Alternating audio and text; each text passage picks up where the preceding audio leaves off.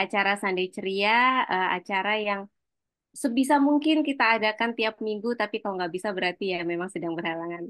Nah, Sunday Ceria ini kita persembahkan untuk kesadaran di Indonesia dan what else is possible lebih luas lagi. Eh, Acara ini dipersembahkan oleh Hidup Ceria, sebuah support system yang kita bangun bersama-sama untuk mensupport para penyebar kesadaran, fasilitator kesadaran, dan juga pencari kesadaran. Dan di situ ada berbagai modalitas, bukan cuma access consciousness. Access consciousness sekarang banyak yang masih paling banyak, tetapi kita juga ada modalitas lainnya seperti breathworks, kemudian ada massage five continents, metameric, dan lain-lain. Nah, oke, kayaknya udah pada nggak sabar untuk acara malam hari ini. Acara malam hari ini akan dipandu oleh Kakak Arko. Ya, nanti ada tanya jawab juga ya Kak Arko ya. Ya, oke, silakan waktu dan tempat saya berikan kepada Kak Arko dan juga para narasumber. Terima kasih, silakan. Baik, terima kasih teman-teman. Hari ini kita akan berdiskusi suatu hal tema yang sangat menarik ya. Kalau mungkin di luar sana di TV baru sedang berdebat, mendebatkan sesuatu, tapi kita di sini akan membangun, menyelaraskan, membuat harmoni sesuatu hal yang sudah pernah didebatkan ya. Jadi terbalik gitu. Kalau di luar sana sedang memulai suatu perdebatan, kalau di sini kita akan menyelesaikan suatu perdebatan ya. Dan inilah tujuannya acara hari ini, kita ingin membangun sebuah harmonisasi di mana akses ini suatu modalitas yang sekarang sangat berkembang di Indonesia dan banyak peminatnya, sampai di daerah-daerah luar Pulau Jawa juga banyak peminatnya. Tetapi seiring dengan biasanya seperti itu, seiring dengan perkembangan akses sendiri di Indonesia, nah ini juga mulai banyak pertanyaan-pertanyaan yang muncul. Nah, salah satunya pertanyaan-pertanyaan itu adalah hal-hal yang menyangkut keyakinan kita. Masih banyak di antara kita yang merasa harus menabrakkan modalitas ini dengan keyakinannya, atau merasa bahwa modalitas ini tidak sepaham dengan keyakinannya. Nah, teman-teman, di sini nanti akan ada beberapa narasumber. Saya juga nanti akan berikan waktu kepada narasumber untuk perkenalan ya, sambil nanti juga menyebutkan mewakili teman-teman ini punya keyakinannya apa, sebutkan saja ya, karena nanti teman-teman juga jelas akan berbicara mewakili keyakinannya gitu ya.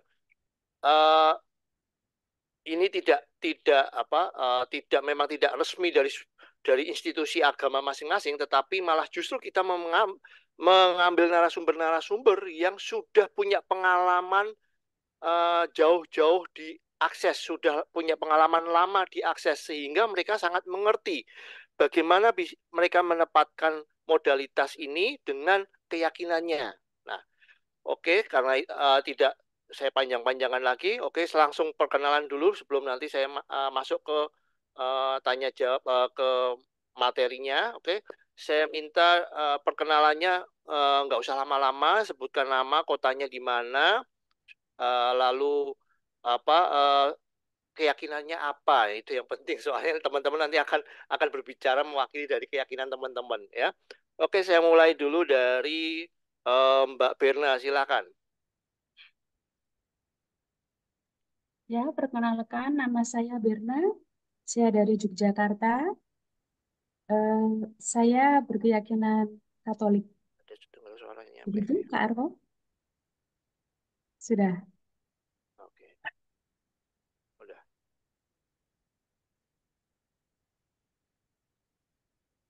Iya, sudah kan?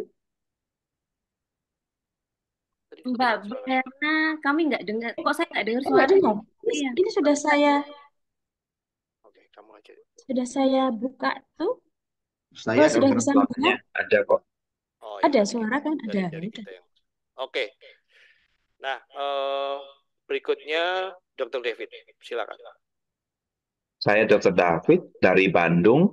Saya keluarga Katolik, tapi saya memilih Buddhis dari SMA. Oke, thank you, Dok. Tinggalnya di Bandung ya. tinggalnya di Bandung ya. Oke, berikutnya saya persilahkan ke Pak Haidar, silakan. Assalamualaikum warahmatullahi wabarakatuh. Waalaikumsalam warahmatullahi wabarakatuh, Pak. Saya Haidar Asegaf dari Jogja. Mungkin prolognya kan sudah ketahuan. Saya saya dari Islam. Terima kasih. Oke, terima kasih, Pak. Oke, berikutnya saya persilahkan kepada Kak Arini.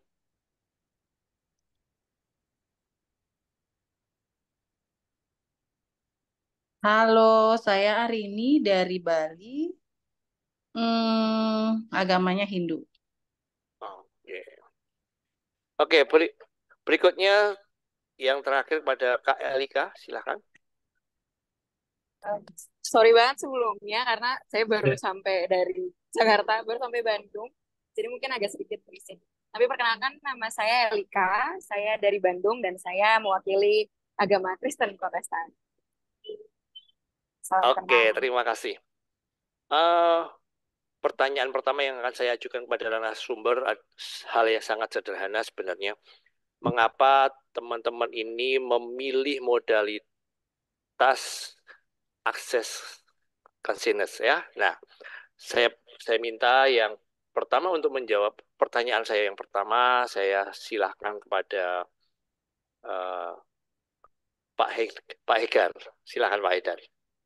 Terus ya, Mas Arto. Terima kasih, Mas Arto. Kalau pertanyaannya itu mengapa kok ke akses, itu benang merahnya panjang sekali. Iya, perjalanan dari kecil, apa ikut Riki dan sebagainya, modalitas-modalitas lain. Nah, mungkin karena saya pribadi, mungkin kan pribadi saya itu dalam dalam beribadah, dalam ilmu agama yang saya lakukan itu kan kurang sekali pemahaman-pemahaman. Kalau dari sejarah dulu itu kan para sahabat kalau sakit apa baca doa Al-Fatihah, doa apa namanya, doa yang kecil-kecil itu insya Allah sembuh gitu. Nah, dari saya itu kok loh kok nggak bisa gitu. Saya punya punya problem ini, saya apa namanya, saya melakukan puasa, melakukan ibadah-ibadah, bukan bukan anunya ya, bukan ibadahnya yang salah, tapi kapasitas sayanya yang mungkin dari agama saya itu mungkin hijab-hijabnya itu terlalu tebal. Mungkin mungkin itu mungkin. Nah, saya waktu itu ketemu dengan eh, apa namanya, temen itu ya. Oh, ini ada modalitas bagus gitu. Nah, waktu itu saya ikut gitu. Ikut apa namanya, ikut kelas gitu. Alhamdulillah. Jadi sedikit-sedikit itu istilahnya apa ya? Istilahnya hijab-hijabnya itu bisa apa namanya, terkelupas-kelupas gitu. Itu yang pengalaman saya tuh, Mas Arto. Oke, luar biasa ini.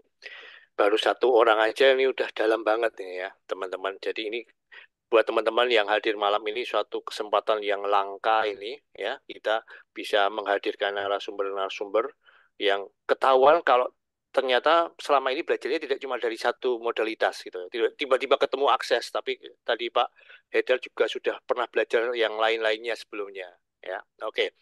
Saya minta pendapatnya, jawabannya dengan pertanyaan yang sama, ya. Mengapa memilih akses? Itu dari Mbak Pirna, silahkan. Terima kasih Pak Arko untuk waktunya ya. Seperti Pak Yadar juga, saya melalui jalan yang panjang. Saya dulu belajar tentang Reiki, tentang hipnoterapi, yoga, cakra, dan sebagainya. Saya belajar itu semua karena terus terang sejak usia 20 saya memutuskan untuk menjadi seorang penaruh. Ya, di mana sejak awal ketika saya membaca seseorang memang harus dilalui dengan sebuah pertanyaan. Nah, ternyata benar. Suatu hari saya mendapat apa ya, sign eh, dari Pak Abi. Akhirnya saya mengambil kelas akses itu. Ternyata di dalam buku yang tidak tebal itu eh, ada rangkuman-rangkuman di mana saya dulu pernah menguasai modalitas-modalitas itu juga. Dan banyak juga yang saya cocokkan dengan isi dalam kitab suci saya.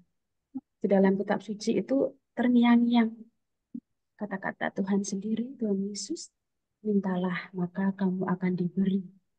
Nah, di akses konsumsi juga itu ada. Kita juga selalu asking to the universe. Tidak usah berpikir kapan kita akan mendapatkan. Yang penting kita punya iman, kita percaya. Dan ajaibnya Pak Arko, setelah saya mengikuti akses ini, gila benar, rezeki saya semakin berlimpah dan saya bertemu dengan orang-orang yang benar-benar orang-orang itu joy, orang-orang yang punya masalah tetapi terlihat terlihat kehidupannya makin kesininya semakin joy begitu. Nah, itu maka saya berpikir, wah, ini benar-benar sebuah modalitas yang bisa merangkum semua modalitas yang selama ini sudah saya tekuni berpuluh tahun. Begitu, Pak Arko. Oke, luar biasa.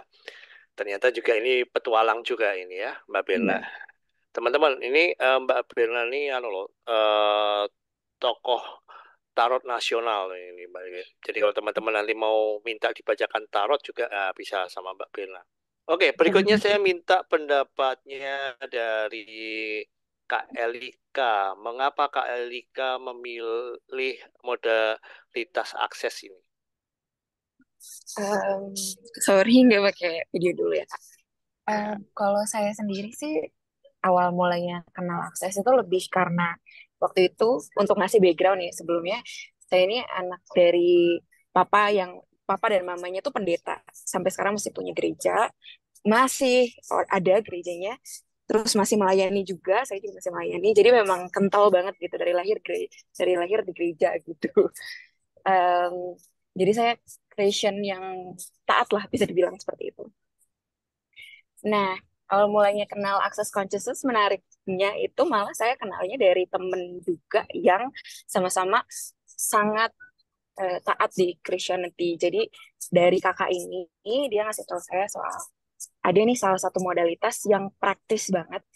Awal mulanya saya agak sedikit skeptis sih. Karena apa sih eh, ini sesat ya sih gitu kan? Karena banyak banget kan yang kalau misalnya di gereja tuh kalau bukan A atau bukan dari Tuhan pasti langsung sesat gitu pasti masuknya ke situ.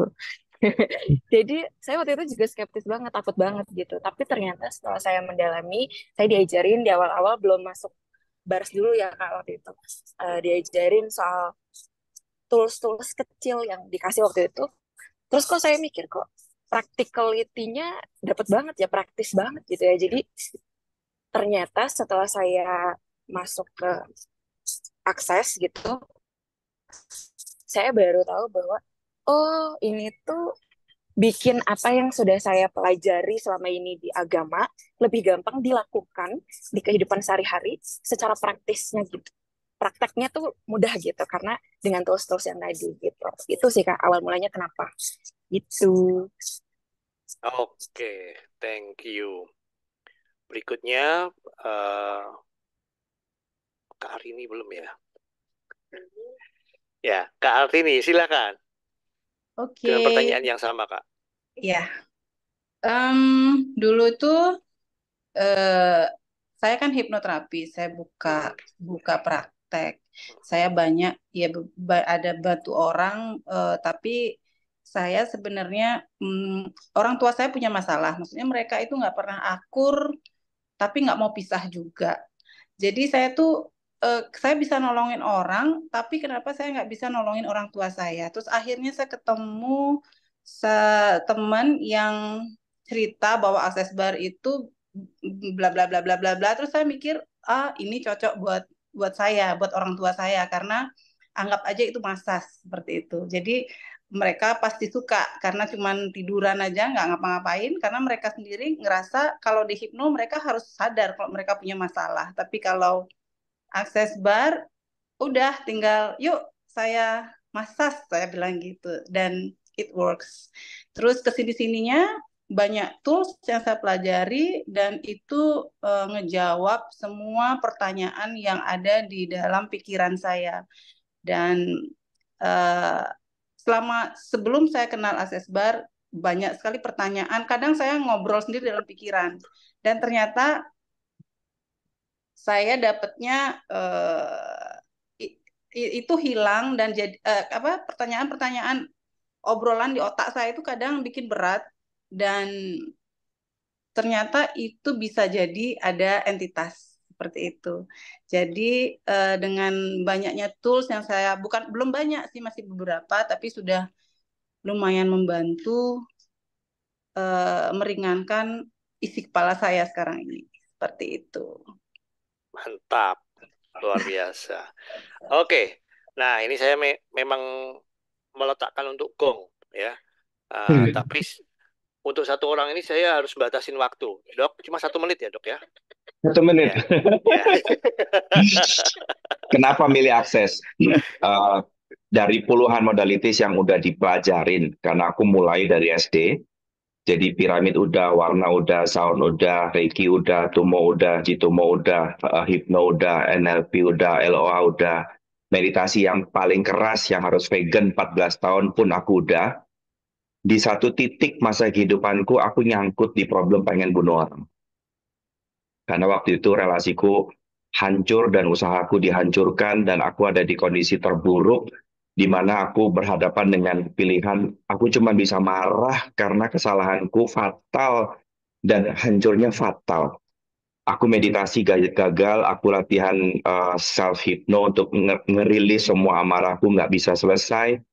Sampai aku takut marahin orang yang nggak tepat dan aku takut nyenggerang ke semua orang karena waktu itu emosinya lagi jelek, luar biasa jelek. Di dalam doaku, pertanyaan yang paling aku tanya itu gini waktu itu. Ini ujian apa lagi ya? Kenapa aku harus ngalamin keinginan bunuh orang padahal di usiaku yang sudah waktu itu sudah 30-an lebih, aku nggak pernah punya rasa marah semarah-marahnya kayak gini tuh nggak pernah. Biasanya tenang, santai, marah normal, tapi nggak pernah marah sampai ada perencanaan pembunuhan tuh nggak pernah. Terus suatu ketika doa aku dijawab di tengah-tengah aku ngajar kelas hormon. Jadi waktu itu kelas para dokter, kelas hormonal, aku ngajar anti-aging dan di dalam anti-aging itu ada satu dokter yang nyeletuk, ya udah masalah stres tiroidnya dipot-pok aja gitu. Terus, naon sih? Oh, kita lagi bicara masalah saintifik, kok ada pot-pok di tengah-tengah? Jadi tapi anehnya saya nanya gitu karena biasanya kalau nggak matching tuh abai langsung. Ini anehnya saya nanya, maksudmu apa? Ya di clearing aja, kan semua stres itu bisa di clearing di otak logik karena waktu itu masih 100% logik, nggak bisa masuk sama sekali. Tapi ada hasrat untuk di clearing itu apa? Kok kamu ngomong tiroid bisa di clearing ini maksudnya apa gitu? Karena 2 hari yang sama aku ngejar pertanyaan yang sama. Jadi akhirnya aku nanya, kamu tuh belajar ilmu apa sih? Kok aku pengen tahu ya, ini apa ya? Terus kemudian dia bilang, aku belajar akses. Akses itu delete stress, bla bla bla bla. Nggak usah ngomong, nggak usah curhat. Terus aku mikir, loh kok enak ya? Dulu aku di hipno harus curhat, jadi aku yang stres. Jadinya aku nanya, gurumu siapa? Kamu belajar sama siapa? Aku mau belajar. Nah, dari situ saya belajar. Dan kemudian saya memilih waktu itu. Karena waktu itu aku benar-benar di posisi terburuk dalam diriku. Aku pilih challenge. Karena di hari sesi pertama kelas bars itu tuh, ke ujuk-ujuk bisa akses pas live. Itu yang belum pernah aku dapetin selama ini. Maksudnya di kelas regresi aku nggak bisa mundur, di kelas yang lain aku nggak pernah bisa akses. Ini cuma tidur doang, loh kok tahu-tahu ini keakses gitu. Makanya dari situ aku mau challenge. Aku pengen tahu akses bars ini apa. Karena dari situ ternyata aku bisa ngilangin amarahku. Aku bisa ngilangin dan yang paling indahnya aku bisa maafin. Ini yang berharga banget yang Aduh, ternyata maaf itu nggak semudah kata maaf. Ternyata panjang prosesnya. Tapi bars keren. Makanya berkat kalau ditanyain, kenapa milih bars? Orang pada nggak akan pernah berpikir kalau aku pernah ngalamin seperti itu. Orang pasti mikirnya, ya mungkin karena aku lagi asik belajar atau apa. Enggak, itu memang masa terburuk dalam diriku dan aku biasanya nggak pernah ngomong. Karena buat aku, Dr. David, meditasi 14 tahun, vegan, mau bunuh orang itu aib. Ya, tapi aku akhirnya berani ngaku. Aku pernah punya masalah itu. Aku pernah di kondisi terburuk yang semua toolsku nggak mempan. Sampai aku bilang, tuh Tuhan tolong, aku nggak kayak begini. Aku seumur hidup nggak pernah punya keinginan. Buat bunuh binatang aja aku nggak mau. Ini orang, aku pengen bunuh. Ini bukan aku. Ini aku tahu bukan aku. Help, cari aku tools. Terus akhirnya aku ketemu akses. Oke, luar biasa. Hati-hati teman-teman, jangan bikin marah Dr. David. Udah jinak sekarang. Udah jinak Kayak sekarang. kayak sekarang udah Cina ini berarti ya. Jadi teman-teman kalau mau bikin marah boleh ya, sekalian untuk nguji lagi apakah akan muncul rasa ingin membunuhnya. Mungkin kalau teman-teman yang lama tahu kalau brandku lama kan bukan Laination. Dulu kan brand lamaku DF Clinic kan. Oh, Jadi, nah itulah kisahnya kenapa brand lama berubah ujuk-ujuk jadi Laination, ya itu kisahnya. Oke teman-teman, luar biasa banget ini. Eh, Sebenarnya teman-teman ini tadi menjawab pertanyaan saya, tapi secara tidak langsung sudah menjawab pertanyaan kedua. Jadi dampak teman-teman ngikutin akses secara personal buat teman-teman sendiri itu apa, ini sebenarnya udah dijawab ya tadi. Nah, saya langsung akan masuk ke pertanyaan yang saya menanyakannya aja agak deg-degan. Ya, oke teman-teman. Menurut teman-teman, apakah yang teman-teman pelajarin di akses ini bertentangan dengan ajaran-ajaran agama teman-teman? Nah, ini udah agak sedikit sensitif. Saya sebenarnya buat pertanyaan ini juga sedikit meditasi gitu ya. Bertapa ini kira-kira bikin apa api bara api enggak ya gitu ya. Oke, tapi saya lempar ke teman-teman jadi tanggung jawabnya biar sama-sama gitu ya. Jadi nanti tanggung jawabnya akhirnya dijabarin teman-teman masing-masing.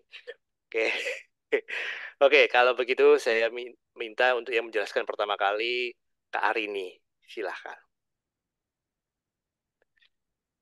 Apakah akses ini bertentangan dengan ajaran agama yang Kak Arini yakini saat ini? Silakan Kak Arini. Buat saya, hmm, itu tidak bertentangan sama sekali. Bahkan eh, akses ini membuat kita lebih dalam lagi mempelajari kepercayaan. Hanya saja mungkin ada benturan-benturan sedikit karena judgement yang sudah ada. Itu sih buat saya. Terima Oke. kasih. Terima kasih Kak Arini. Teman-teman, ini Kak Arini ini keyakinannya adalah Hindu ya. Oke. Berikutnya saya lempar kepada Pak Haidar. Silakan Pak Haidar. Nah, ini yang jadi mungkin saya kan ada program kan. Programnya itu kan kalau sedikit berbau yang di luar agama saya, itu pasti ini dakwah bukan, kan gitu. Tadinya ya, ini dakwah bukan. Ini eh, apa namanya, gongnya itu nanti kemana? Itu pasti ke sana dulu kan. Tapi apa namanya, eh, saya open mind lah, misalnya open mind. Ini gimana? Saya satu step dulu. Itu gimana anunya? Satu step, kok nggak ada, kok masih apa? Masih bisa diterima. Tadinya begitu. Terus step seterusnya begitu kok, ini kok nggak ada ya, nggak ada pertentangan. Nah, ini kan ternyata di akses itu kan banyak banyak apa namanya, banyak tools-toolsnya, banyak kelas-kelasnya kan gitu. Nah, sampai saat ini itu saya belum menemukan apa ya, bertentangan. Bahkan yang saya dapat itu mungkin malah mendukung sekali. Contohnya misalnya, oh ini kan harus present, harus ya, itu saya ternyata zikir itu ya present kan gitu. Ya kan? Itu macam-macam lah gitu. Ya, sementara itu dulu. Siap. Oke, terima kasih. Jawabannya luar biasa. Nah, berikutnya saya minta kepada Mbak Birna. Silakan Mbak Birna. Oke, terima kasih Pak Arko. Untuk pertanyaan yang kedua, apakah akses consciousness ini bertentangan dengan ajaran agama Katolik? Agama saya tidak. Karena terus terang sejak saya mengenal akses, kehidupan keagamaan saya semakin dikuatkan. Saya semakin rajin ke gereja, terutama untuk misa harian. Dan yang membuat saya pertama kali ikut kelas Access Work, itu kan ada mantra ya. All life continue with His joy and glory. Itu sesuai sekali dengan kitab suci bahwa Tuhan mengizinkan saya hidup di dunia ini ya untuk menerima kegembiraan. Nah, itu saya pegang sampai saat ini dan itu selalu menjiwai saya. Setiap bangun pagi, setelah saya berdoa Bapa Kami, Salam Maria, saya tutup dengan mantra itu. Kehidupan saya semakin lebih membahagiakan, baik itu kesehatan jasmani dan rohani saya. Begitu Pak Arfi. Oke, mantap, luar biasa. Oke, berikutnya saya minta kepada Dr. David. Jangan lama-lama ya, Dok. Oke, Sis bisa share the purpose of access nggak? Tadi aku mau cerita apa ya? Apakah akses berbentrokan? Nyaris, ya. Di tahun kedua aku belajar akses, tahu-tahu waktu itu belum bisa present ya. Itu tahun pertama, tahun kedua itu masa perjuangan antara logic dan awareness masih konslet kiri kanan. Jadi waktu itu Gary bilang there is no God. Waduh, aku langsung takutnya setengah mati. Mati aku setelah 14 tahun vegetarian, ikut belajar sana sini, aku masuk sekte ternyata. Terus habis itu kan udah belajar heavy and light. Tapi bodiku bilang enggak gini, enggak gini. Terus akhirnya jadi aku dengerin lagi rekaman kelasnya. Ternyata pada saat kita punya judgment, itu kalimat panjang bisa tidak terdengar apapun. Yang terdengar cuma there is no God. Padahal lengkapnya, Gary bilang, there is no God because God, Tuhan, adalah sebuah definisi. Biarkan dia tetap tidak bernama, tidak berbentuk, dan tidak didefinisikan. Alhamdulillah, langsung lega aku. Maksudnya, selama ini ternyata aku punya judgement juga terhadap akses di awal-awal. Karena aku pikir kan, ini jelas bukan agama, ini tidak bertentangan. Dari Buddhisme tidak ada yang namanya paksaan, kewajiban. Buddhisme itu semuanya anjuran. Jadi sesuai dengan apa yang diterapkan, apa yang diajarkan, no judgment, nggak ada kompetisi, nggak boleh bohong, itu semuanya selaras semuanya. Saya cuma nyangkut di tahun kedua cuma gara-gara ada judgment sedikit. Saya punya keraguan-raguan, ini teh bener nggak ya langkahnya ya? Ternyata otak bisa bener-bener bikin jebakan dan permainan. Sepanjang kata nggak denger. Saya cuma dengar depannya doang, there is no God.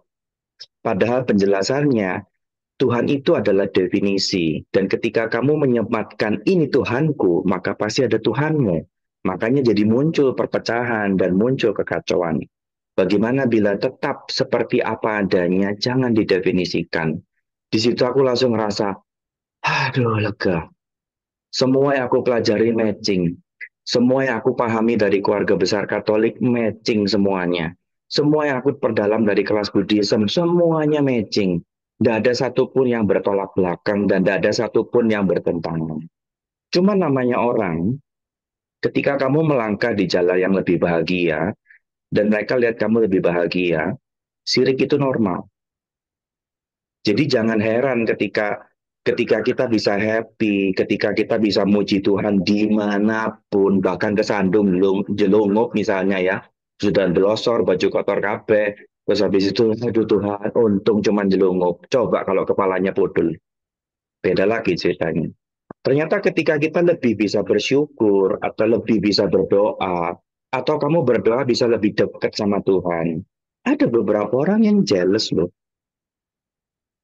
dan itu kelihatan. Jadi seandainya nanti ada omongan miring sana sini, saran saya tanya lagi ke Tuhan. Bagaimana bila semuanya itu cuma ilusi pikiran dan permainan pikiranmu sendiri? Karena jelas di kelas akses, di manual bars yang pertama, dan di seluruh manual yang ada, ditulis dengan jelas. Tujuan akses adalah untuk menciptakan kebahagiaan dan stay di dalamnya. Tujuan akses adalah tidak melawan siapapun, tidak bertentangan dengan siapapun, tidak berkelahi dengan siapapun, dan tidak membenarkan siapapun. Dan itu keren. Masih mute. Ditahan di situ, Dok. Jangan diteruskan. Sudah habis kok. Oke, berikutnya, nah ini saya sekarang mau mendengar cerita dari anak pendeta ini ya kan. Langsung ketawa dibilang anak pendeta. Bagaimana tentang akses buat seorang anak pendeta? Apakah ini bertentangan dengan agama Kristen? Oke, silakan Kakak Elika. Senang sekali ditanya dan divalidasi anak pendeta. Saya kesel loh akhir-akhir kemarin-kemarin tuh kayak kamarku kenapa sih memperkenalkan saya sebagai anak pendeta? Kan jadi ada ekspektasi gitu loh. Tapi anyway setelah ambil akses, setelah belajar di akses, terus mau anak pendeta banget gak nih? Kalau mau anak pendeta banget boleh lah. Puji Tuhan udah ngambil kelas-kelas yang cukup gitu ya. Maksudnya seperti foundation gitu kemarin.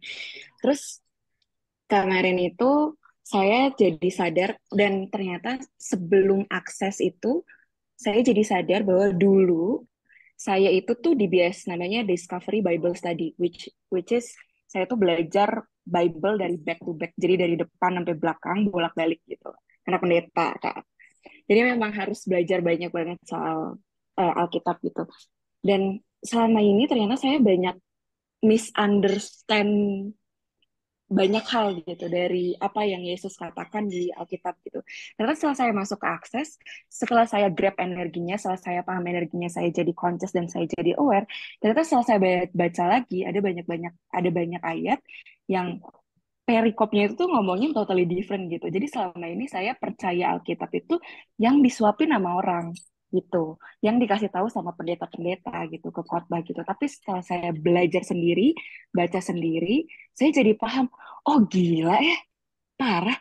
Nih Yesus ngomong gini, sumpah, conscious.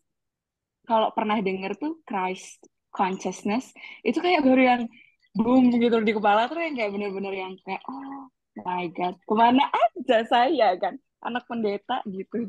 Tapi baru tahu ini sekarang. Jadi happy banget sih. Kalau misalnya ditanyain apakah bertentangan atau tidak. Mungkin kalau ada yang merasa bertentangan, kurang baca Alkitab dengan awareness. Gitu. Itu kali, Kak. Oke, terima kasih. Saya suka statement yang terakhir ini. Kurang baca Alkitab dengan awareness. Luar biasa ini. Perpaduan satu kalimat yang sudah memadukan dua hal yang dari sisi agama dan dari sisi tools akses. Oke, thank you Kak Tapi itu Elika. seru loh. Arko itu seru loh.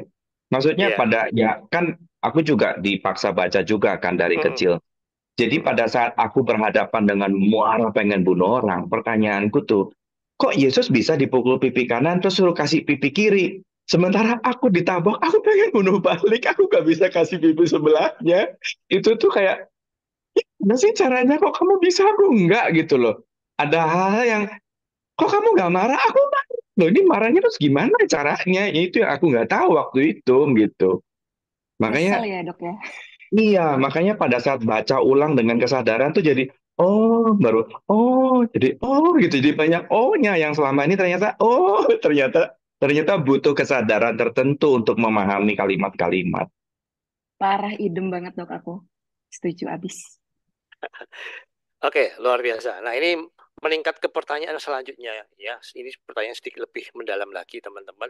Karena teman-teman sudah lama menjalani modality ini diakses ya dan sudah memakainya tidak hanya sekedar hafal tapi juga sudah memakai di harian ya dan belajarnya juga tidak cuma akses bar karena nanti di akses ini banyak banyak tools-toolsnya begitu ya. Nah, teman-teman pertanyaan berikutnya adalah tentang eh, apakah teman-teman bisa dalam ajaran agama teman-teman bisa beriringan dengan tetap secara harian memakai tools-toolsnya akses.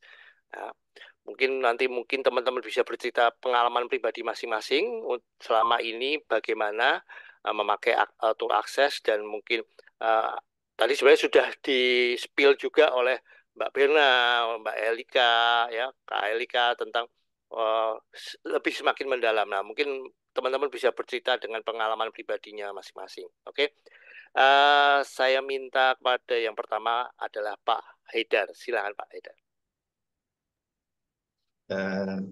Saya dapat di kelas TTTI. Wow, apa Iya, ini Pak? itu yang agak dalam di situ. Oke. Jadi ternyata selama ini tuh saya tuh benci Tuhan. Iya, Bisa dijelaskan Pak? Ini teman-teman mungkin sedikit bingung. Apa ini kelas TTTI? Terus apa hubungannya kok tiba-tiba Pak Haidar menyadari bahwa benci Tuhan? Silakan Pak.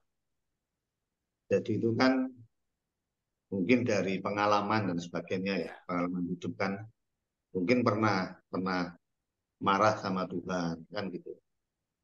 Nah, dari perjalanan sampai titik yang kemarin itu masih terbawa gitu loh, masih terbawa. Nah, begitu saya menyadari ini toh kan gitu. Jadi di di ajaran saya kan ada la ilaha illallah. Ya. Nah, kalau dipenggal kan tiada Tuhan kan gitu. Tiada Tuhan selain Allah kan gitu. Ya. Nah, saya dapatnya dari yang tiada Tuhannya dulu. Itu. Jadi waktu itu saya apa ya? Istilahnya kan di clearing, ada dapat clearing. Eh, bukan esensi Tuhannya, tapi kalimat wordnya, Allahnya kan gitu. Ternyata saya benci dan berjarak sangat jauh kan gitu. Nah di apa dengan clearing dan sebagainya dengan tools di titik itu saya dapat istilahnya kenal dengan Tuhan, bukan bukan entitasnya yang baru, tapi saya kenal dengan Tuhan yang saya kenal gitu sekarang ini kan, beda sekali dari segala segi ibadahnya. Di sholat itu kan ada takbiratul ikhram, takbiratul ikhram kan gini, Allahu Akbar. Itu ternyata itu expand, Allahu Akbar expand. Nah itu banyak sekali yang banyak sekali. Kalau mau diceritain mungkin 3 malam nggak selesai. Nah, iya. Intinya di situ lah. Banyak sekali. Oke. Karena kan juga assalamualaikum kan ke kanan ke kiri itu ya. Ya. Itu banyak sekali. Itu saya dapatkan di situ. Wow. Luar Di biasa. samping ya. Ini yang sebagian kecil sih saya yang dapatkan untuk sharing saat ini. Terima kasih, Mas. Oke, jadi yang Pak Haidar praktekkan tadi itu kan sholatnya ya Pak ya. Berarti sholatnya semakin khusyuk ya, karena sudah Macam-macam. mendalami makna dalamnya. Iya, iya. Bukan cuma sholat, ibadah lainnya.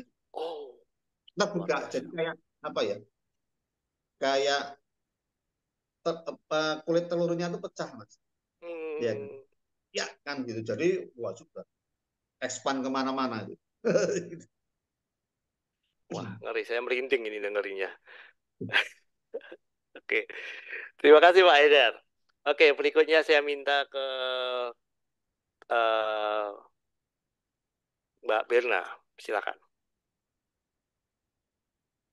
Oke, terima kasih. Untuk menjawab pertanyaan, apakah akses bar ini beriringan dengan agama yang saya anut?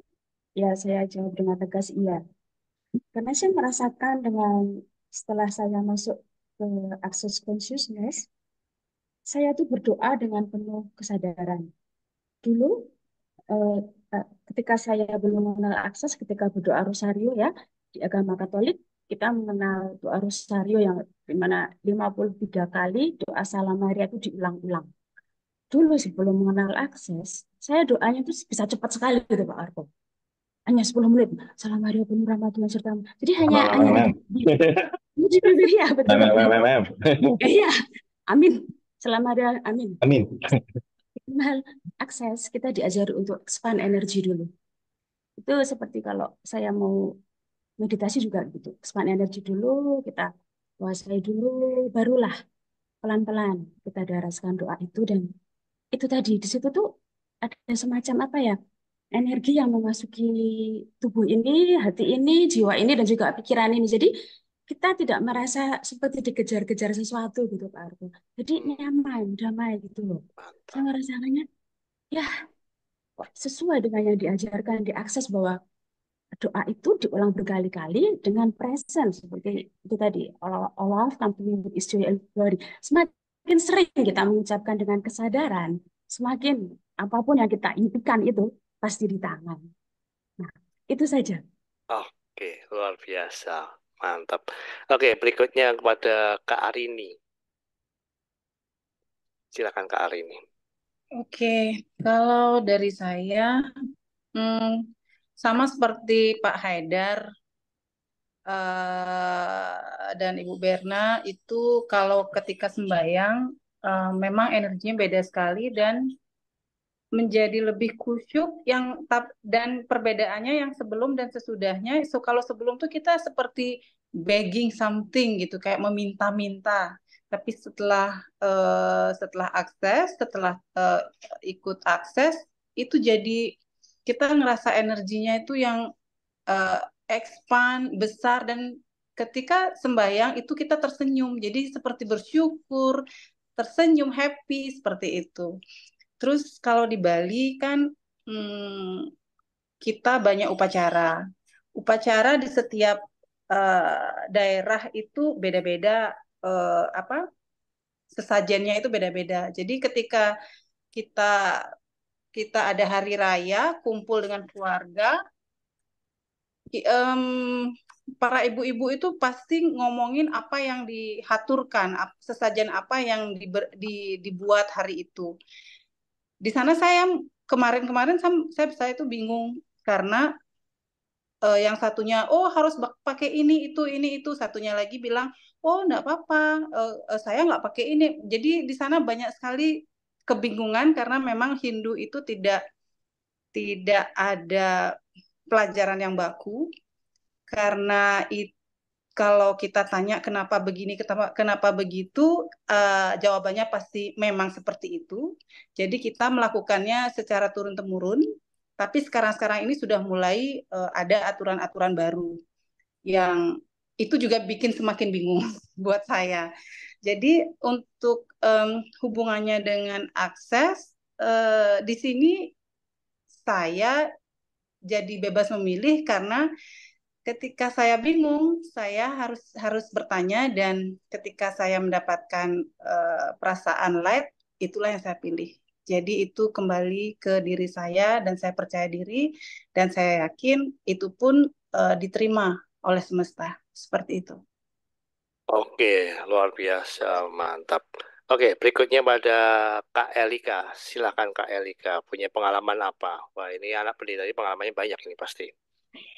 Halo ya, let's go.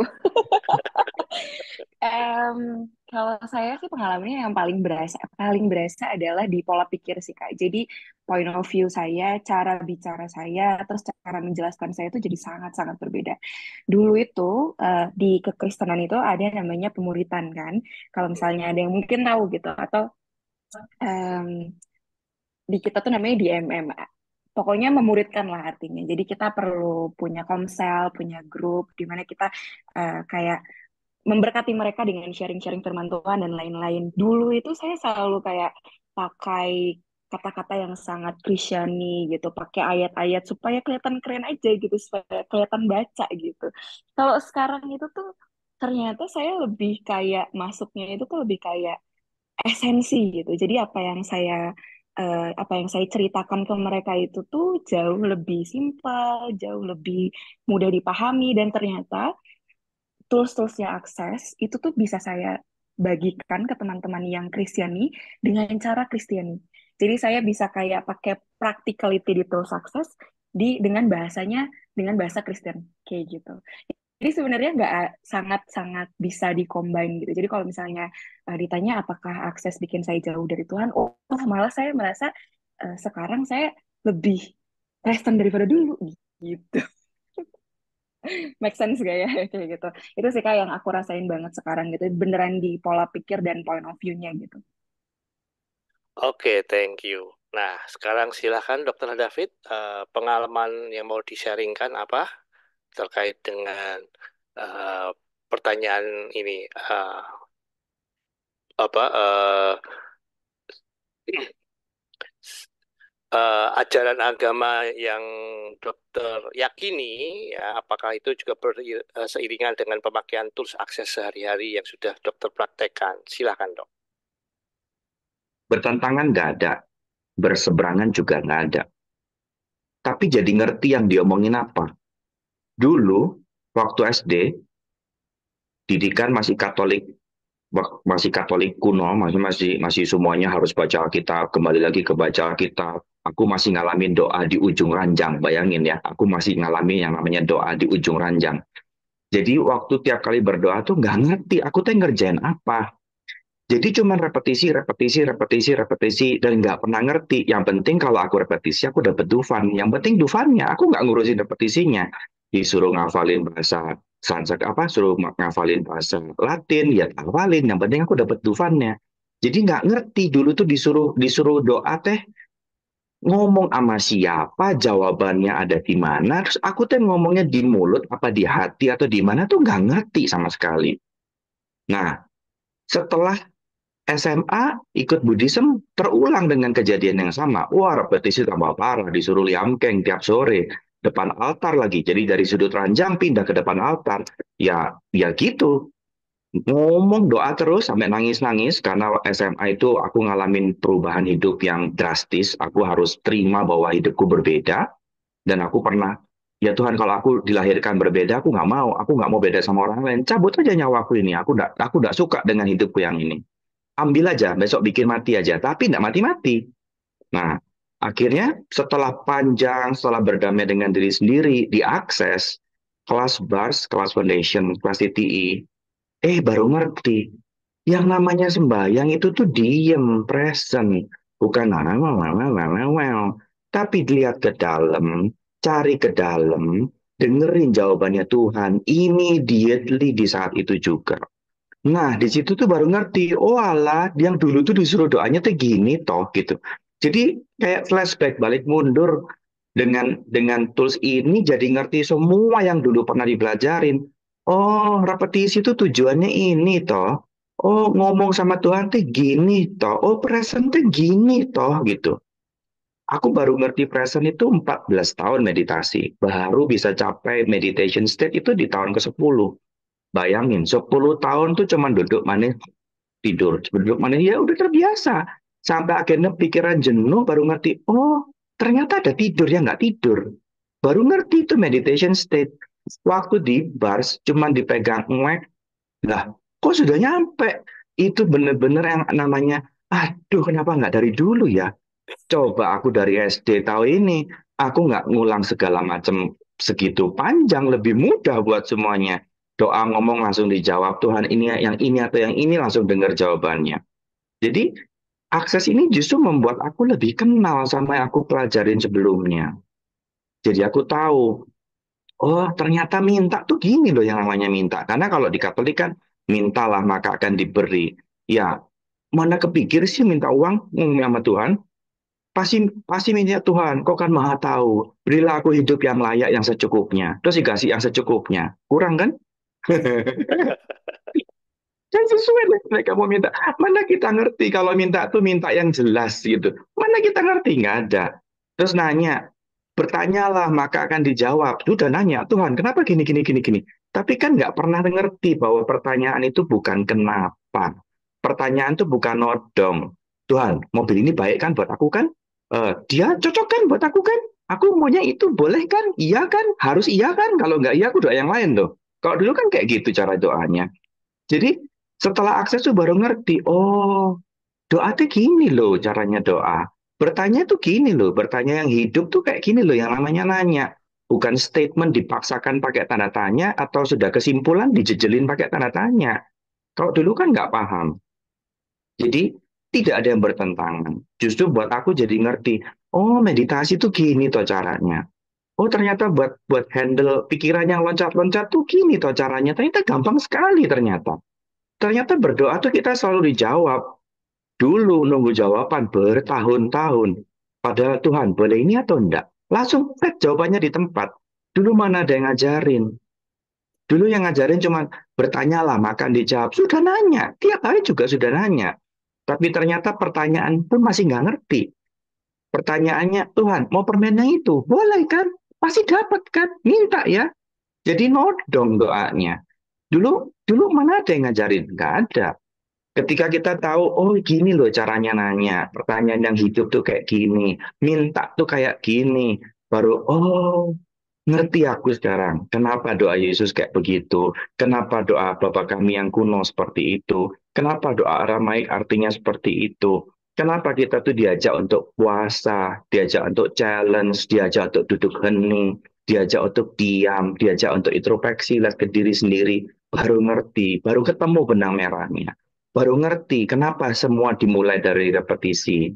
Ternyata pada saat kita repetisi, kita akan belajar untuk tenang dan diam. Makanya ketika kita sadar, wah ini perjalanan yang luar biasa seru. Justru kalau nggak kenal akses, mungkin aku masih ngulang repetisi, mungkin. Belum nemu juga artinya apa, belum ngerti nanya tuh seperti apa, minta tuh seperti apa, bersyukur tuh seperti apa, belum ngerti. Oke, luar biasa sekali. Sampai saya terdiam. Mau ngomong apa lagi ini?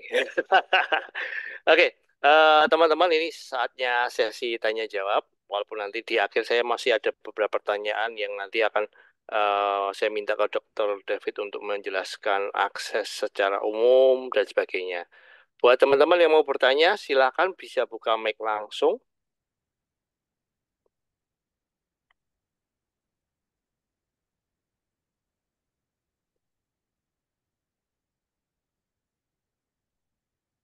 Belum ada Kayak pertanyaan?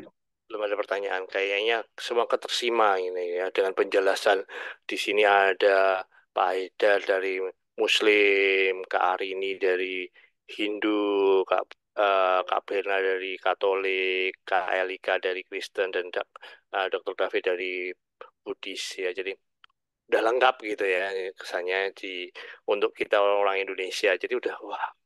Dan teman-teman, sepanjang saya juga mengikuti akses, baru kali ini ada eh, acara dari akses yang dibuat secara open ya. Dan bahasnya ini ya nyerempet-nyerempet jurang. Kemarin sewaktu saya diminta untuk jadi moderator aja agak wah bisa nggak tidur saya waktu itu. Serem. Nyerempet-nyerempet jurang nih. Apalagi waktu itu disemangati oleh Pak Haidar, mama saya jadi tambah deg-degan Pak Haidar. Oke.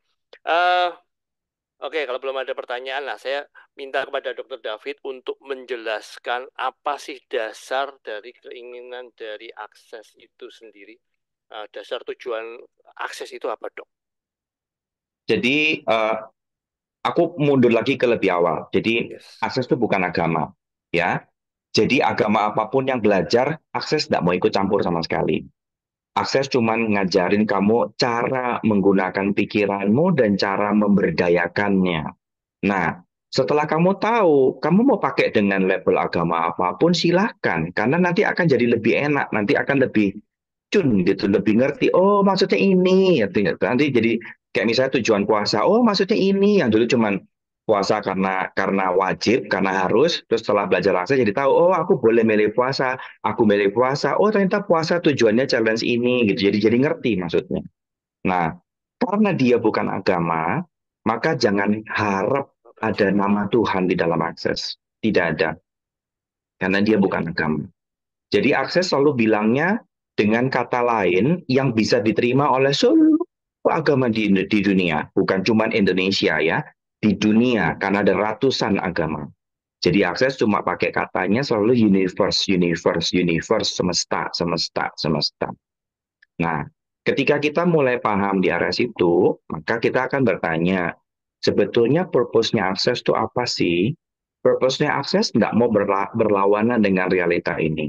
Tujuannya akses nggak mau berkelahi dengan realita yang ada. Tujuannya akses nggak mau nyalah-nyalahin kamu yang salah, aku yang benar, itu yang salah, ini yang benar. No, tujuan akses nggak kayak begitu. Tujuannya akses bukan pengen memperbaikin, oh kamu jahat, kamu harus diperbaikin. No, tujuan akses bukan kayak begitu. Tujuan akses hanya simple. Mau ciptain realita yang berbeda, mau menciptakan sebuah keriangan dan kebahagiaan, dan tinggal di dalamnya. Dan menurutku tidak melanggar apapun. Menurutku tidak melanggar apapun. Jadi ketika kita belajar akses, terus kamu masih gunakan kamu salah dan aku benar, saran saya adalah yuk baca lagi materinya. Karena akses tidak pernah menggunakan kamu salah dan aku benar. Kamu yang kalah dan aku yang menang. No, akses nggak pernah pakai itu. Jadi bagaimana bila yuk kita review ke dalam dan kemudian kita baca lagi. Salah satu poin yang aku paling senang adalah do not buy story. Dan do not buy story artinya jangan berfungsi dari asumsi. Kalau kamu ragu, kalau kamu bingung, yuk nanya. Dan jangan sungkan untuk bertanya. Dan saya dari pengalaman pribadi, please, pertanyaan pertama, Tuhan duluan. Jadi kalau kamu nemu apa-apa, ada sesuatu yang aneh, atau kamu ada nemu sesuatu yang nggak serk, kamu nanya Tuhan duluan, terus minta, Tuhan, tunjukin siapa yang bisa jelasin aku tentang ini. Ketemuin aku sama dia. Minta, maka akan diberi, bertanyalah, maka akan dijawab. Ini yang paling sering aku pakai, karena ternyata gampang banget gitu loh. Ternyata ayat itu tuh sebegitu sederhananya. Dan saya yakin di Muslim punya ayat yang sama, di Kristen Katolik punya ayat yang sama, di Hindu juga punya ayat yang sejenis, dan di Buddhis pun ada. Jadi bagaimana bila kita bisa mempraktekkan apa yang diajarkan di masing-masing, tapi kali ini dengan lebih aware, lebih menggali ke dalam diri, dan kemudian akan menemukan, oh yang dimaksud tuh ini toh. Itu self journey yang kamu nggak bisa copy, karena ini experience. Kayak misalnya tentang talk identity, ketika Nabi Musa diminta untuk memimpin bangsanya keluar, dia talk identity dengan bentukan berupa pohon api menyala-nyala. Ketika Nabi Muhammad juga ngalamin yang sama, dia di Gua Hira. Correct me if I'm wrong ya Pak Haidar ya. Ketika dia di Gua Hira, dia juga berdoa, dia juga ngomong dengan Tuhan, dan itu bisa ngomong bercakap-cakap. Tapi yang selalu Jita bertanya kan, kok aku nggak bisa? Kok aku doa nggak pernah dijawab? Kok aku Tuhan tolong-tolong minta ini, aku mau itu, kok aku nggak pernah dikasih clue? Ting-tong ada di sini gitu kayak, atau di halo ada sebelah sono gitu kayak, kok aku nggak pernah tahu gitu. Ternyata di talk to entity terutama kelas itu, kita diajak untuk yuk relax, lihat ke dalam. Yang menghalangin semesta ngomong cuman kamu. Dan kamu adalah bagian pikiranmu yang begitu berisiknya, sehingga suara sehalus itu dari alam semesta, kamu nggak dengar. Dan semesta itu selalu jawab tiap saat. Jadi nggak pernah kamu ditinggalin, kamu nggak pernah kehilangan informasi, kamu nggak pernah kehilangan tuntunan, tuh nggak pernah. Kita yang selalu menyibukkan diri dengan logika, mikir, dan membuat seluruhnya jadi budak. Terus kita bilang, doaku nggak dijawab. Padahal Tuhan tidak pernah terlambat satu detik pun. Dan itu aku ngalamin banget. Jadi ketika dulu meditasi nanya jawabannya lama, sekarang tuh begitu nanya kata oh aha momennya jauh lebih cepat. Terus dapat sesuatunya juga jauh lebih cepat. Dan ternyata semua kisah di masa lalu itu ada ilmunya di belakangnya. Baru kita, oh gini toh gitu. Baru ngerti, oh yang dimaksud gini toh. Oh pantesan ya dia dipukul pipi kanan bisa kasih pipi kiri. Ternyata ada choice, ada allowance, ada kontrol emosi di dalamnya. Ada keleluasaan hati, ada kelegaan hati. Dia bisa terima dengan kondisi yang jelek, receiving. Kan waktu di situ nggak diajarin sama sekali. Maksudnya nggak ada penjelasan prakteknya sedetail itu. Kita cuma tahu jadinya doang. Atau gini loh yang namanya baik tuh, gini loh yang namanya ini tuh. Tapi nggak ngerti prosesnya. Nah, setelah Oke. kita belajar ini kita ngerti. Oh, itu toh maksudnya gitu. Luar biasa. Dok, ada satu lagi pertanyaan yang ini mengganggu pikiran saya karena di luar sana eh, akses dianggap satu modalitas yang sesat karena ada satu kelas ini yang disebut TTTI dan tadi dari kesaksiannya Pak Haidar setelah belajar TTTI itu malah semakin dekat, semakin kenal dengan Tuhannya. Nah, pertanyaan saya, kelas TTTI itu apa sih, Dok? Boleh dijelaskan, Dok? Kalau dalam bahasa agama, kelas di titik itu kayak berdoa, Hmm. ngobrol sama Tuhan. Kalau dalam bahasa agama. Tapi karena akses bukan agama, TTTI adalah talk to the entity. Entity adalah energi dengan identitas. Ya, dan energi dengan identitas ini luasnya luar biasa. Brand termasuk, organisasi termasuk, ghost termasuk, spirit termasuk, company termasuk, logo termasuk, semua yang punya visi misi termasuk di dalamnya. Jadi yang namanya entity ini bisa benda, bisa non benda, bisa energi, bisa segala macam yang punya identitas. Nah, identitas yang terbesar adalah identitas yang tidak beridentitas, yaitu Tuhan Allah itu sendiri. Jadi kelas ini mengajarkan kita untuk belajar dengar. Kalau kamu nanya Tuhan ini apa, terus kamu dengar jawabannya. Berupa yes and no atau heavy and light.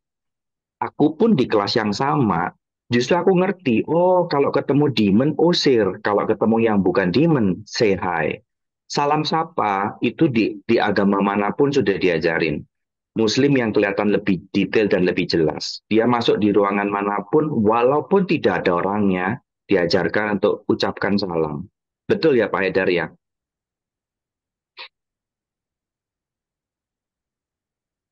Masih di mute, Pak Haidar.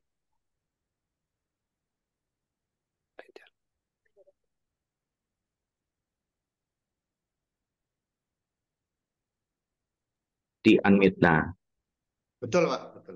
ya. Setahu saya, dulu saya pikir kalau orang bilang Assalamualaikum tuh ada orangnya. Terus suatu ketika ada teman saya masuk ruang kosong, terus dia juga bilang Assalamualaikum. Jadi saya tanya, emang ada orangnya? Nggak ada. Emang salam harus pakai orangnya katanya. Baru saya ngerti, oh itu talk to the entity loh sebetulnya. Kita permisi sama energi rumahnya. Mau bisa lihat atau nggak bisa lihat. Jadi salam dan sapa itu talk to the entity itu sudah ada dalam budaya kita sehari-hari. Cuman dulu belajarnya ngomongnya searah. Sekarang kita belajar ngomong, nanya, dan latihan dengar. Jadi ketika kita zikir, ketika kita doa, ketika kita masuk dalam renungan harian, ketika kita menyatu dengan alam, kita tuh ngerasain yang namanya dipeluk Tuhan, energi semesta datang ke kita tuh tahu persis yang namanya hikmat dan yang namanya apa ya syahdu ya. Kamu ngerasa kayak ada energi yang meluk kamu, terus tahu-tahu kamu meluap rasa bahagia dan rasa kerinduan yang luar biasa. Terus kamu bisa nangis sendirian, kamu bisa lepas semuanya di sana. That is talk to the entity. Cuman kita nggak pernah diajarin gimana caranya. Kita nggak ngerti harus dengerin apa, harus latihan apa. Cuman taunya ngomong searah. Nah, di dalam kelas talk to the entity, tidak ada bahas tentang sesat-sesatan. Karena sesat itu dari konotasi agama. Jadi kalau agama, kita bisa bilang sesat bila ajaran yang lain, agama yang lain, bertentangan dengan ajarannya agama yang satunya. Maka dari sisi sebelah agama itu, dia boleh bilang sesat. Tapi sesat ini tidak bisa dibandingkan dengan apple atau melon. Nggak bisa. Akses bukan agama. Jadi nggak bisa ngelihat akses sebagai sesat, karena akses bukan agama. Ini bukan apple to apple. Ini bukan, kita nggak bisa bandingkan agama dengan non-agama. Nggak bisa.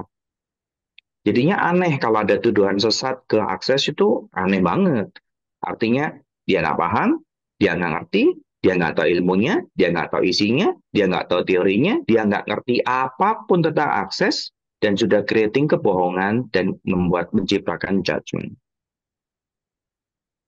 Oke, luar biasa.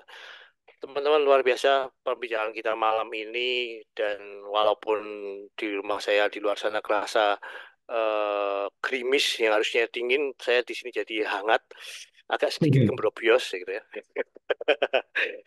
Karena ini membahas sesuatu hal yang luar biasa. Eh, Oke, sebelum saya akhiri, saya minta pada masing-masing dari narasumber untuk memberikan eh, closing statement. Oke, nah sekarang saya persilakan untuk memberikan closing statement, diawali dari Kak Arini. Silakan. Silakan Kak Arini. Masih mute. Oke, silakan. Closing statement. Oke.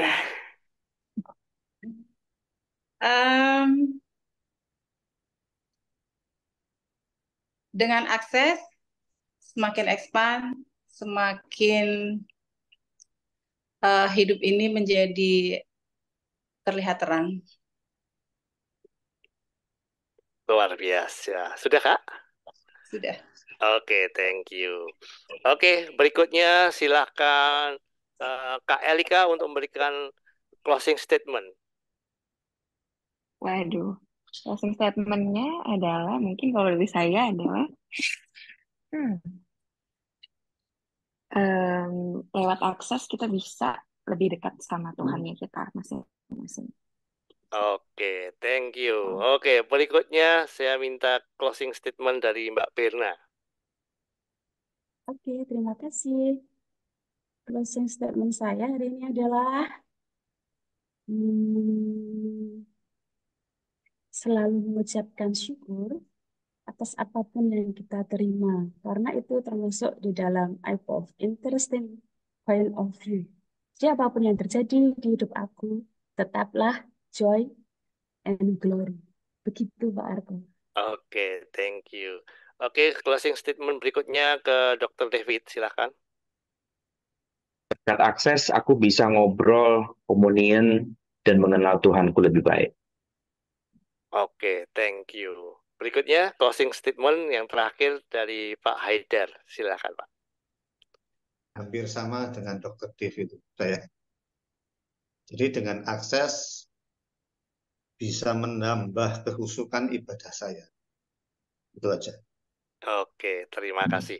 Terima kasih kepada para narasumber malam ini. Kita sudah berbincang-bincang dengan penuh kehangatan Oh iya, tentang aku agama. nambahin Oke. satu hal. Aku Silakan, nambahin Dok. satu hal yang kurasa penting ya. Oh ya. Akses cuma bikin kamu jujur. Dan itu akan muncul sejujur-jujurnya.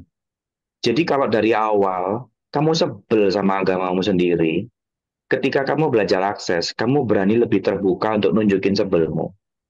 Tapi kalau dari awal kamu cinta sama agamamu sendiri, kamu akan makin jatuh cinta dan makin dalam lagi.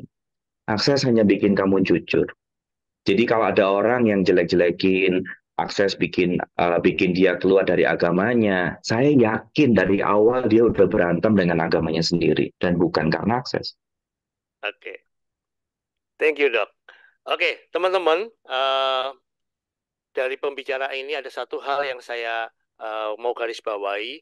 Kalau orang-orang di luar sana masih menganggap bahwa modality akses ini adalah sesat, berarti teman-teman di luar sana itu malah mendudukkan modality ini sejajar dengan agama yang mereka yakini.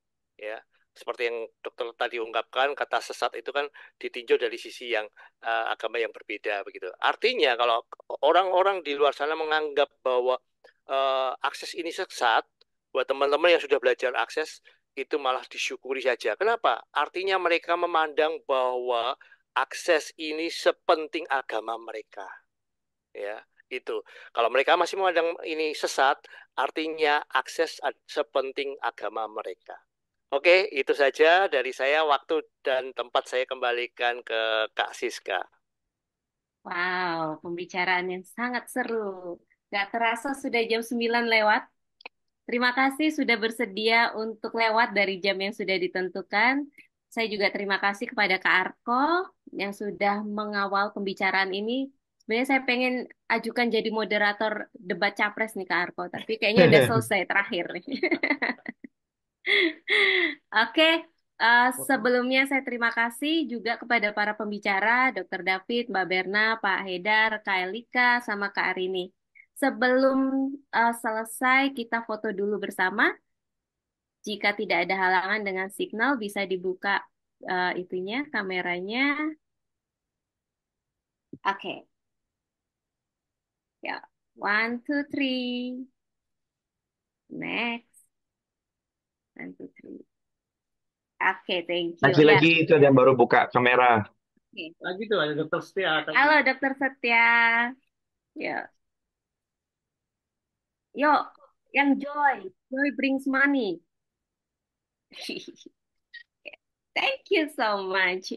Oke, jika ingin tahu apa lebih dalam mengenai Hidup Ceria, please klik www.hidupceria.com. Itu adalah support system yang kita bangun bersama untuk mensupport kesadaran di Indonesia, untuk mensupport para fasilitator kesadaran dan juga para pencari kesadaran. Sampai ketemu lagi di Sunday Ceria berikutnya, mungkin dengan Bu Rani, dengan Kak Kania, dengan Kak Lia. Ya, ditunggu. Bye.